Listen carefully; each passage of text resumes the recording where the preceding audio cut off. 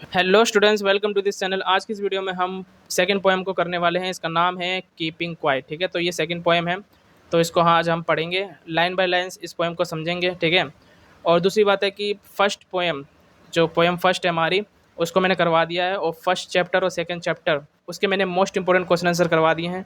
तो उन सब की वीडियो का लिंक आपको डिस्क्रिप्शन बॉक्स में मिल जाएगा, जाके जरूर देखें। बहुत इंपॉर्टेंट क्वेश्चन है वो सारे। ठीक है, तो फिलहाल तो हम इस पोएम को पढ़ते हैं। तो चलो शुरू करते हैं बिना किसी देरी के। पहले हम पोएट के बारे में जानते हैं। देखो, तो इस पोएम के पोएट का नाम है पेब्लो नेरूडा। इनका जन्म हुआ था 1904 में और 1973 में इनकी डेथ हुई थी।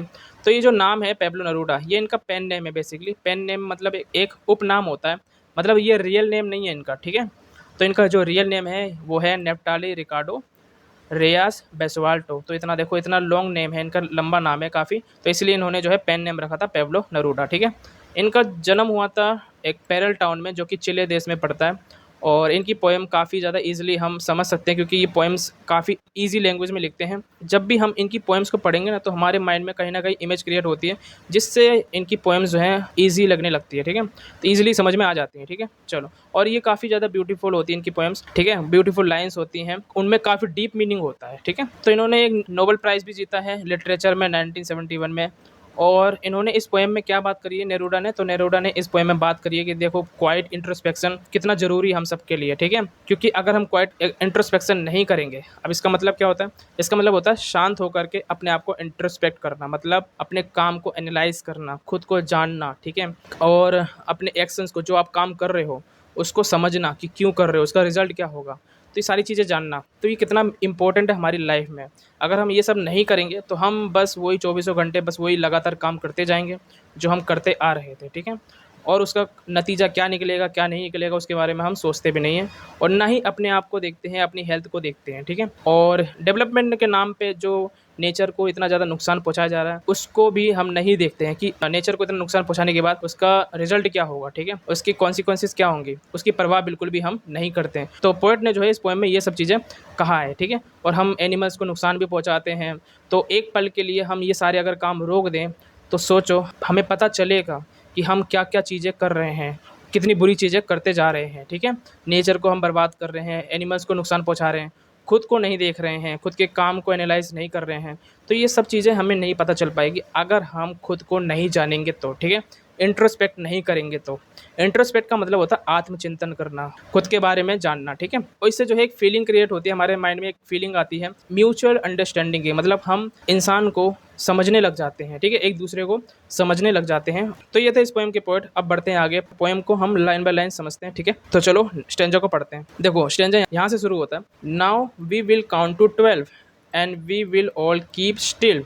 अब यहाँ पर पोएट जो कह रहे हैं वो ये कह रहे हैं कि हम सबको 12 तक गिनती गिनना होगा, और हम सब जो है स्टिल हो जाएंगे, मतलब शांत हो जाएंगे। ऐसा क्यों कह रहे हैं पोएट? 12 तक गिनने के लिए भी बोल रहे हैं, और हम सबको शांत होने के लिए भी बोल रहे हैं, स्टिल होने के लिए भी बोल रहे हैं। ठीक है, मतलब क्वाइट हो जाओ सब लोग और 12 तक गिनो बस। ठीक है, तो ऐसा क्यों बोल रहे हैं? देखो, पहले तो ये सवाल आता है कि भाई 12 तक ही क्यों बोल रहे हैं, 10 तक क्यों नहीं बोल रहे हैं, 20 तक क्यों नहीं बोल रहे हैं, है ना? तो 12 तक की गिनती क्यों कह रहे हैं हमारे को गिनने के लिए? ठीक है, देखो, तो इसलिए कह रहे हैं कि आप घड़ी में देखो, घड़ी में देखोगे तो आपको देखने को मिलेगा कि इसमें 12 आवर्स होते हैं, 12 घंटे होते हैं। ठीक है, और अगर पूरे साल में देखोगे तो 12 मंथ्स होते हैं, 12 महीने होते हैं। ठीक है, तो ऐसा इसलिए कह रहे हैं क्योंकि देखो, घड़ी में जो आप पूरे दिन भर में जो आप काम कर रहे हो, 12-12 घंटे जो काम कर रहे हो, पूरे साल भर में जो आप काम कर रहे हो, वो सब काम जो है वो रोक दो कुछ समय के लिए, और स्टिल हो जाओ, क्वाइट हो जाओ।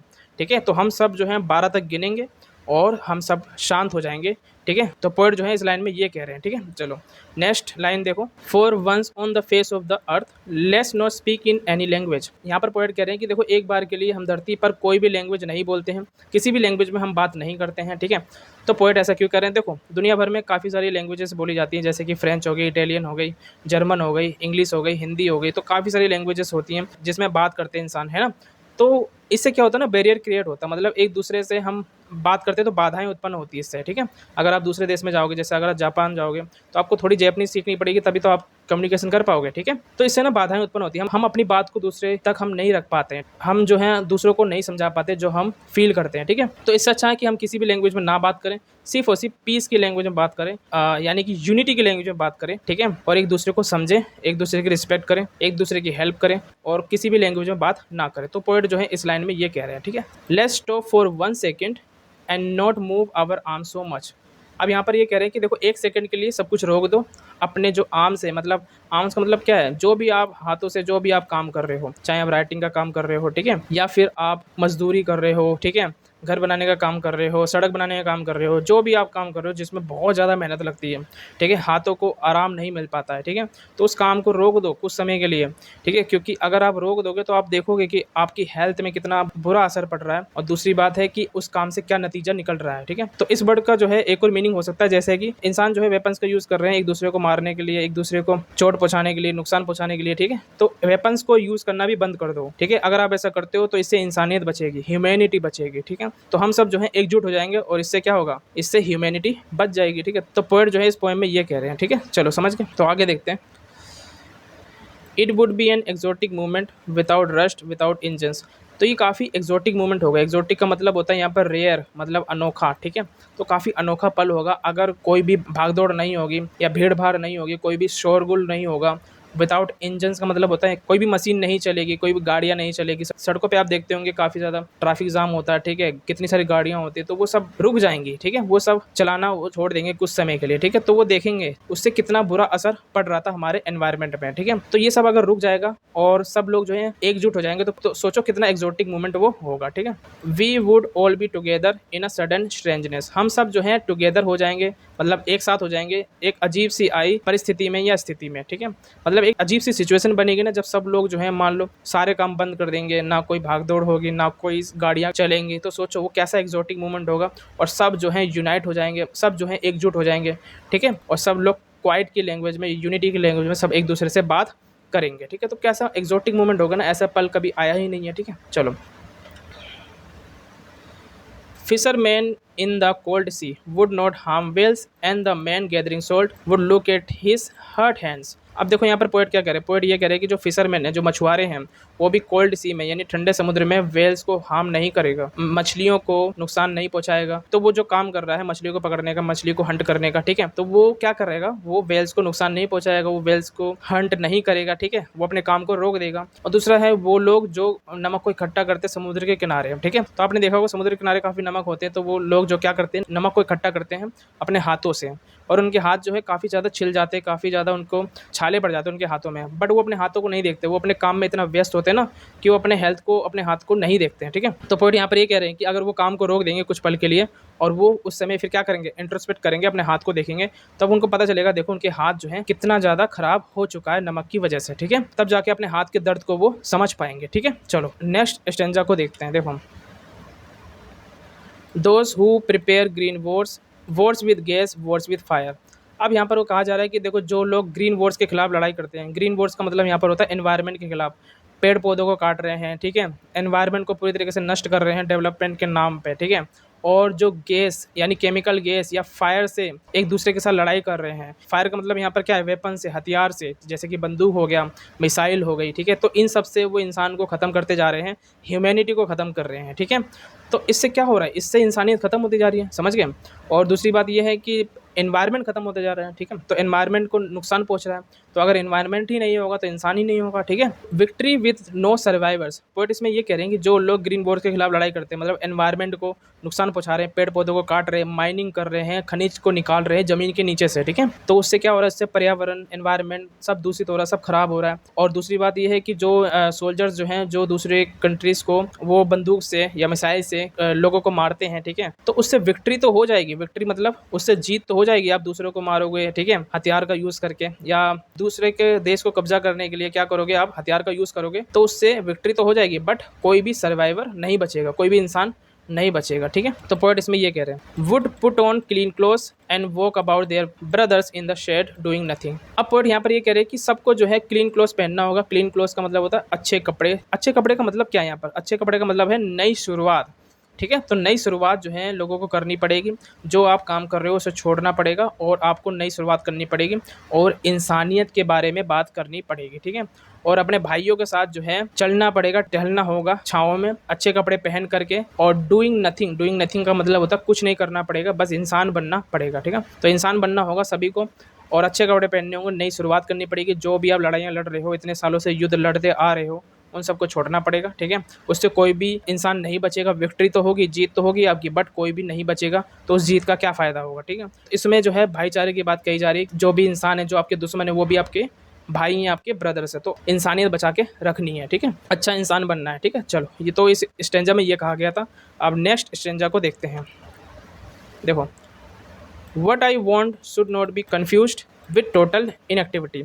अब यहाँ पर पोएट कह रहे हैं कि जो भी मैंने अभी तक जो समझाया है कि अपने आप को इंट्रोस्पेक्ट करो, ठीक है, खुद को जानो, ठीक है, तो उससे कन्फ्यूज़ मत हो। जो भी मैंने कहा है ना, उससे बिल्कुल भी कन्फ्यूज़ मत हो। मैं ये नहीं कह रहा हूँ कि आप टोटल नॉन एक्टिव पर्सन बन जाओ, मतलब लेज़ी बन जाओ आप, है ना, आलसी बन जाओ, निठल्ले बन जाओ, एक जगह ही बैठे रहो, कुछ ना करो, सारे काम छोड़ दो। तो पोएट कह रहे हैं मैं ऐसा कुछ करने को नहीं कह रहा हूँ, मैं तो बस इतना कह रहा हूँ कुछ समय के लिए, कुछ टाइम के लिए अपने काम को छोड़ दो, बस खुद को इंट्रोस्पेक्ट करो लो, है ना। अगर इंट्रोस्पेक्ट करोगे तो अपने काम को देखोगे ना, अपने काम को एनालाइज करोगे, तब पता चलेगा कि आप जो काम कर रहे हो उसका क्या रिजल्ट निकल रहा है, ठीक है। Life is what it is about, I won't not रग विद डेथ। और लाइफ जो है वो तो चलती रहेगी जैसी लाइफ है। मैं नहीं चाहता कि आप जो है मरे हुए व्यक्ति की तरह बन जाओ, उसके जैसा मैं बनने के लिए नहीं कह रहा हूँ। तो पोएट ये कह रहे हैं, ठीक है, मैं तो बस चाहता हूँ कि आप जो है कुछ समय के लिए, कुछ टाइम के लिए, कुछ पल के लिए बस अपने आप को इंट्रोस्पेक्ट कर लो, ठीक है, और कुछ टाइम के लिए सारे काम जो है, जो भी आप काम करते जा रहे हो, उसे छोड़ दो, ठीक है, उसे बंद कर दो, समझ गए। उसके बाद रीस्टार्ट करो अपने आप को, है ना, दोबारा से नई शुरुआत करो, क्योंकि आपको पता चल जाएगा जो भी आप काम कर रहे थे, जैसे नेचर को बर्बाद कर रहे थे, ठीक है, इंसानियत को खत्म करते जा रहे थे, एनिमल्स को हंट कर रहे थे, तो इससे आपको पता चल गया ना कि ये सब गलत काम थे, ठीक है, इंट्रोस्पेक्ट करके ही तो पता चला है। तो अगर आपको पता चल जाएगा तो आप जो है नई शुरुआत करोगे, ठीक है। चलो नेक्स्ट स्टेंजा को देखते हैं। If we were not so single minded about keeping our lives moving, तो हम जो हैं सिंगल माइंडेड अगर नहीं होंगे, जब हमारी ज़िंदगी में सब कुछ चल रहा होगा और हम उसको पाने के लिए सिंगल माइंडेड हो जाएंगे। सिंगल माइंडेड का मतलब होता है फोकस, एक ही जगह फोकस हो जाना, अपने एक ही गोल को अचीव करने के लिए सब कुछ करना, ठीक है, मतलब बहुत सारी मेहनत करना, उसी काम में लगे रहना। तो अचीवमेंट के पीछे आप लोग जो है भाग दौड़ करते रहते, मतलब दिन भर काम करते रहते, मेहनत करते रहते, तो उस अचीवमेंट को पाने के लिए, ठीक है, कुछ समय के लिए इंट्रोस्पेक्ट करो। तो पॉइंट इसमें ये कह रहे हैं कि आप सिंगल माइंडेड मत बनो, ठीक है, मतलब एक ही जगह फोकस आप मत करो, ठीक है। And for once could do nothing, तो हमारी जो जिंदगी चल रही है उसको लेकर हम सिंगल माइंडेड हो जाएंगे, मतलब डेथ से पहले सारी अचीवमेंट पा लेने की कोशिश करते हैं हम सब, है ना, तो वो सब अगर हम कुछ समय के लिए रोक दें, इसमें क्या लिखा है, and for once could do nothing, और एक समय के लिए हम ये सब चीज़ें रोक दें और कुछ ना करें, ठीक है। Perhaps a huge silence might interrupt this sadness of never understanding ourselves. तो इसमें ये कहा जा रहा है कि हो सकता है जो ह्यूज साइलेंस होगा, जो हमारे बीच में एक बड़ी सी शांति होगी, जो हमने शांति जो है वो स्थापित करी है, तो उससे क्या होगा, वो हमारी लाइफ की जो सैडनेस थी, यानी दुख के पल थे, दुख के बादल थे, वो ज़रूर इंटरप्ट हो जाएंगे, ठीक है। देखो, क्योंकि हम अपनी ज़िंदगी में हम खुद को नहीं जान पाते, हम जो है अपने गोल को अचीव करने के लिए दिन रात एक करते हैं, ठीक है, और जब वो गोल अचीव नहीं होता तो हम स्ट्रेस में हो जाते हैं, ठीक है, डिप्रेशन में चले जाते हैं, तो हम दुखी हो जाते हैं ना। तो वो यही करें कि अगर हम क्वाइट हो जाएं और हम जो है अपने काम को देखें, एनालाइज करें और इंट्रोस्पेक्ट करें, तो ये जो बड़ी सी शांति वो जरूर हमारे दुख को खत्म कर देगी, ठीक है। तो पोएट इसमें ये कह रहे हैं, end of threatening ourselves with death, तो हम जो है ना डेथ से डरे हुए होते हैं, ठीक है, क्योंकि हम जो है डेथ से पहले सारी चीजें अचीव करने की कोशिश करते हैं, ठीक है। जब हम वो अचीव नहीं कर पाते हैं तो हम सैड हो जाते हैं। तो इसीलिए कह रहे हैं कि अगर वो साइलेंस अगर हम बना के रखेंगे, ठीक है, और खुद को इंट्रोस्पेक्ट करेंगे, अगर हम सिंगल माइंडेड नहीं होंगे, हमारी जो सैडनेस है वो खत्म हो जाएगी, ठीक है। तो इसमें यह कहा जा रहा है। चलो नेक्स्ट स्टेंजा को देखते हैं। ये इस पोएम की लास्ट स्टेंजा है। Perhaps the earth can teach us, शायद अर्थ यानी पृथ्वी हमें सिखा सकती है, as when everything seems dead, कि सब कुछ जब डेड प्रतीत होता है, मतलब जब मृत प्रतीत होता है, जब सब कुछ मरा हुआ या डेड प्रतीत होता है, and later proves to be alive, और बाद में वो अलाइव भी हो जाता है, ठीक है, तो वो अर्थ हमें सिखा सकती है। इसमें कहने का मतलब ये है कि देखो, जब विंटर का सीज़न आता है तो आप देखोगे पेड़ की जो शाखाएं होती हैं, ठीक है, ब्रांचेस होते हैं, वो सूख जाते हैं, ठीक है, ड्राई हो जाते हैं, उसमें बर्फ़ जम जाती है, तो उसके आसपास आप कोई भी बर्ड्स को आप चर्पिंग करते हुए नहीं देखोगे, ठीक है, सारे बर्ड्स जो हैं वो, तो जब ये डेड हो जाता है, मतलब एक तरीके से ये डेड ही हो गया ना। अब बाद में जब स्प्रिंग का मौसम आता है, स्प्रिंग का सीज़न आता है, तो आप क्या देखोगे, पेड़ पौधों में फिर से फूल खिलने लगते हैं, नई लीव्स, नई पत्तियां आने लगती हैं, ठीक है, और उसके बाद जो है बर्ड्स चर्पिंग करने लग जाते हैं। तो देखो, यहाँ पर अर्थ ने भी हमें सिखा दिया ना कि हमने कुछ टाइम के लिए क्या किया, खुद को इंट्रोस्पेक्ट किया, मतलब कुछ टाइम के लिए जो हमने काम किया तो वो रोक दिए, मतलब इनका सीज़न चेंज हुआ, और सीज़न जब चेंज हुआ तब जो है नई शुरुआत हुई है, ठीक है। तो यहाँ पर देखोगे तो धरती ने हमें ये सब सिखाई है, एनवायरनमेंट ने हमें सिखाया है कि अगर हम कुछ टाइम के लिए अपने काम को रोक देंगे, ठीक है, और नई शुरुआत करेंगे, तो सब कुछ अच्छा ही हमारे लाइफ में होगा, ठीक है। तो ये अर्थ ने हमें सिखाया है। Now I will count up to 12 and you keep quiet and I will go. तो पोएट यहाँ पर ये कह रहा है कि अब मैं 12 तक गिनूंगा, आप लोग जो है क्वाइट हो जाओगे और मैं यहाँ से चला जाऊँगा, ठीक है। तो यहाँ पर पोएट ये कह रहे हैं कि देखो अब मैं दोबारा 12 तक गिनता हूँ, क्योंकि मैं बता चुका हूँ सारे प्रोसेस, सारे रीजंस कि हमें 12 तक क्यों गिनना है, ठीक है, और क्यों खुद को जानना है, क्यों इंट्रोस्पेक्ट करना है, वो सब आपको पता चल गया है। तो मैं दोबारा 12 तक गिनने जा रहा हूँ और आप सबको शांत हो जाना है और मैं यहाँ से चला जाऊंगा, ठीक है। तो ये कह रहे हैं पोएट इसमें, ठीक है। चलो, तो ये पोएम जो है यहीं पर समाप्त होती है, लेकिन अभी हम जो है इस पोएम के हम पोएटिक डिवाइस को समझते हैं, ठीक है। चलो, तो ये है पोएटिक डिवाइस इस पोएम का। देखो, इसमें पहला है राइमिंग स्कीम। तो ये जो पोएम है किसी भी राइम में नहीं लिखी गई है, कोई भी रिदम में नहीं लिखा गया है, ये फ्री वर्स में है ये, ठीक है। तो नेक्स्ट पोएटिक डिवाइस है एलिट्रेशन। इसमें आप देखोगे एलिट्रेशन का मतलब ये होता है कि जो कॉन्सोनेंट साउंड्स होता है, इनिशियल कॉन्सोनेंट साउंड, मतलब जो बिगिनिंग में लगाया जाता है। कॉन्सोनेंट का मतलब होता है ए ई आई ओ यू, वो 5 वॉवल्स होते हैं। उन 5 वॉवल्स को छोड़ करके, ठीक है, ए ई आई ओ यू, ये 5 वॉवल्स होते हैं। तो इन 5 वॉवल को छोड़ करके जो भी अल्फ़ाबेट्स बचते हैं तो वो कॉन्सोनेंट होते हैं, ठीक है। तो अगर वो रिपीट हो रहा है, सेंटेंस में रिपीट हो रहा है या फ्रेज में रिपीट हो रहा है, तो वो एलिट्रेशन है। देखो यहाँ पर आप देखोगे तो यहाँ पर डब्लू स्टार्टिंग में, ठीक है, यहाँ पर भी डब्लू, यहाँ पर आप देखोगे, और यहाँ पर भी डब्लू, ये डब्लू, तो ये एलिट्रेशन है, ठीक है। बिगिनिंग में होना चाहिए, याद रखना, वर्ड के बिगिनिंग में ये कॉन्सोनेंट साउंड रिपीट होना चाहिए, ठीक है। यहाँ पर आप देखोगे एच है, इधर भी एच है, इधर भी एच है, यहाँ पर सी है और इधर भी सी है, ठीक है। तो यह है एलिट्रेशन। नेक्स्ट पोएटिक डिवाइस को देखते हैं। देखो, तो ये पोएटिक डिवाइस है एसोनेंस। तो इसमें क्या होता है, इसमें वोवल साउंड जो है वो रिपीट होता है। यहाँ पर वोवल साउंड ओ रिपीट हुआ है, ठीक है। जैसे यहाँ पर ओ है, इधर भी ओ है, ये है ओ, यहाँ पर भी है ओ, ठीक है, इधर इधर और इस साइड में। तो यहाँ पर आप देखोगे ये सब ओ है जो कि वोवल्स हैं और ये रिपीट हुए हैं, इसको हम एसोनेंस कहते हैं, ठीक है। नेक्स्ट पोएटिक डिवाइस को देखते हैं। ये है रिपीटेशन। रिपीटेशन का मतलब होता है, ये भी एक लिटरेरी डिवाइस है, ठीक है। इसमें क्या होता है कि एक कोई भी वर्ड होता है या फ्रेज होता है, वो 2 या 2 से ज़्यादा बार रिपीट होता है, उसको रिपीटेशन बोलते हैं। तो यहाँ पर आप देखोगे, यहाँ पर भी विदाउट है और इधर भी विदाउट है, ठीक है। यहाँ पर आप वर्ड्स देखोगे और इधर भी वर्ड्स देखोगे, ठीक है। तो ये रिपीट हुआ है, इसको रिपीटेशन बोलते हैं। नेक्स्ट, ये है पर्सोनिफिकेशन। पर्सोनिफिकेशन का मतलब होता है कोई भी एनिमल हो या प्लांट्स हो या नॉन लिविंग थिंग्स हो, कोई भी निर्जीव वस्तु हो, ठीक है, तो उसको हम ह्यूमन क्वालिटी देते हैं, मतलब कि इंसान के गुण देते हैं, ठीक है। तो उसको हम पर्सोनिफिकेशन कहते हैं। यहाँ पर आप देख सकते हैं, perhaps the earth can teach अस। हो सकता है अर्थ हमें सिखा सकती है, ठीक है। सिखाने का काम किसका होता है वैसे? इंसान का होता है, ठीक है। इंसान ही सिखा सकता है, अर्थ नहीं सिखा सकती, ठीक है। बट यहाँ पर पर्सोनिफिकेशन का यूज़ किया गया है, ठीक है। अर्थ को जो है ह्यूमन क्वालिटी दी गई है, ठीक है। चलो, ये है पर्सोनिफिकेशन। नेक्स्ट देखते हैं।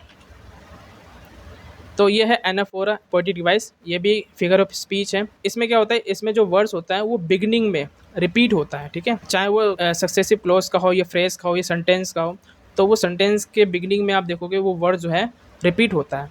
यहाँ पर आप देखोगे let's not speak in any language, और नेक्स्ट नीचे वाले में देखोगे लेट्स स्टॉप फॉर 1 सेकेंड। तो यहाँ पर जो है लेट्स और लेट्स 2 बार रिपीट हुआ है ना इधर, ठीक है। तो इसको एनाफोरा कहते हैं। तो ये थे पोएटिक डिवाइस इस पोएम के। तो आई होप आपको ये पोएम समझ में आया होगा। फिर भी आपको कोई डाउट है या कुछ पूछना है तो आप कमेंट सेक्शन में पूछ सकते हैं, ठीक है। तो ये वीडियो यहीं पर समाप्त होती है। मिलते हैं फिर नेक्स्ट वीडियो में। So thank you so much for watching this video.